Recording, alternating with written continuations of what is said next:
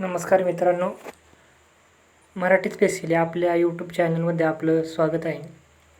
आपण मराठी ग्रामर हे पाहत आहोत. आजच्या लेक्चरमध्ये आपण व्यंजनांचे वर्गीकरण पाहणार आहोत. तर चला तर चालू करूया. व्यंजनांचे दोन प्रकारे वर्गीकरण केले जाते. एक स्पर्श व्यंजने किंवा वर्गीय व्यंजने आणि दुसरा प्रकार आहे तो अवर्गीय व्यंजने. त्यातील पहिला प्रकार आहे स्पर्श व्यंजने किंवा वर्गीय व्यंजने. त्यांचे 3 प्रकार पडतात. एक कठोर, त्याला श्वास व्यंजन किंवा अघोष व्यंजन असे म्हणतात. त्यानंतर दुसरा प्रकार पडतो ते म्हणजे मृदू व्यंजन किंवा नाद व्यंजन किंवा घोष व्यंजने. आणि तिसरा प्रकार पडतो तो म्हणजे अनुनासिके, त्यांना स्पर्शवर्ण असे म्हणतात.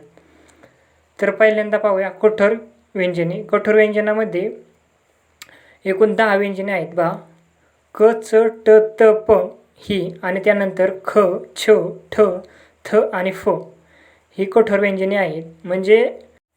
म्हणजे वर्णमालेतील पहिले 2 वर्ण ओळी आहेत ना, त्या कठोर व्यंजनामध्ये येतात. त्यानंतर आहेत मृदू व्यंजने, त्यांनाच नाद व्यंजने किंवा घोष व्यंजने असे म्हणतात. त्याच्यामध्ये येतात बघा ग, ज, ड, द, ब. हे जर लक्षात ठेवायचं असेल तर त्याला उलट वाचायचं म्हणजे बदड ज. आणि त्यानंतर घ, छ, ठ, ध आणि भ. नंतर पुढचा प्रकार आहे अनुनासिके किंवा त्यांना परसवर्ण असे म्हणतात. ते 5 आहेत. ते म्हणजे पहिला आहे ग, त्यानंतर न, न, न आणि म असे 5 अनुनासिके आहेत. त्यानंतर आपण पाहणार आहोत कठोर व्यंजने यांची व्याख्या. ज्या व्यंजनांच्या उच्चारावरून उच्चाराची तीव्रता समजते, ज्या वर्णांचा उच्चार कठीण असतो, अशा व्यंजनांना कठोर व्यंजने असे म्हणतात. कठोर व्यंजनांचा उच्चार करताना श्वासाचा उपयोग केला जातो म्हणून त्यांना श्वास व्यंजने असेही म्हणतात. कठोर व्यंजनांचा उच्चार करताना नाद किंवा घोष म्हणजे मधुर असा ध्वनी निर्माण होत नाही म्हणून त्यांना अघोष व्यंजने असेही म्हणतात. त्यानंतर आपण मृदू व्यंजनांची व्याख्या पाहूया. मृदू व्यंजने म्हणजे जी व्यंजने उच्चारण्यासाठी तुलनेने सोपी असतात, कोमल असतात, अशा व्यंजनांना मृदू व्यंजने असे म्हणतात. मृदू व्यंजनांचा उच्चार करताना नाद घोष निर्माण होतो म्हणून त्यांना नाद व्यंजने असे म्हणतात. ती आहेत ग, घ, ज, झ, ड, ढ, द, ध, ब, भ. त्यानंतर अनुनासिके. ज्या व्यंजनाचा उच्चार नाकातून होतो त्या व्यंजनांना अनुनासिके असे म्हणतात. अनुनासिकांचा समावेश मृदू वर्णामध्ये केला जातो. अनुनासिके कोणती आहेत पहा. जे काही ग, न, न, म म्हणजे पहिलं जे काय ड सारखं दिसते ते त्याचा उच्चार ड नसून तो ग आहे.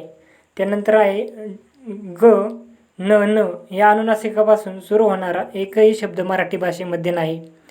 ग आणि न ही अनुनासिके स्वतंत्रपणे वापरली जात नाहीत. ती केवळ जोडाक्षरातच वापरली जातात.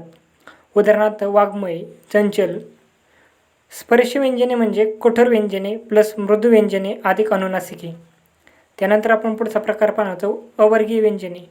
ज्या व्यंजनांचे क, च, ट, त, प असे 5 वर्ग पडत नाहीत त्या व्यंजनांना अवर्गीय व्यंजने असे म्हणतात. ते कोणते आहेत पहा.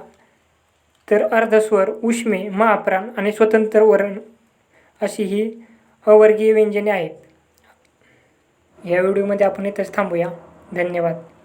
मित्रांनो, तुम्हाला हा व्हिडिओ जर आवडला असेल तर या व्हिडिओला लाईक करा आणि अशाच नवीन व्हिडिओसाठी आपल्या मराठी स्पेशल या चॅनलला सबस्क्राईब करा. धन्यवाद.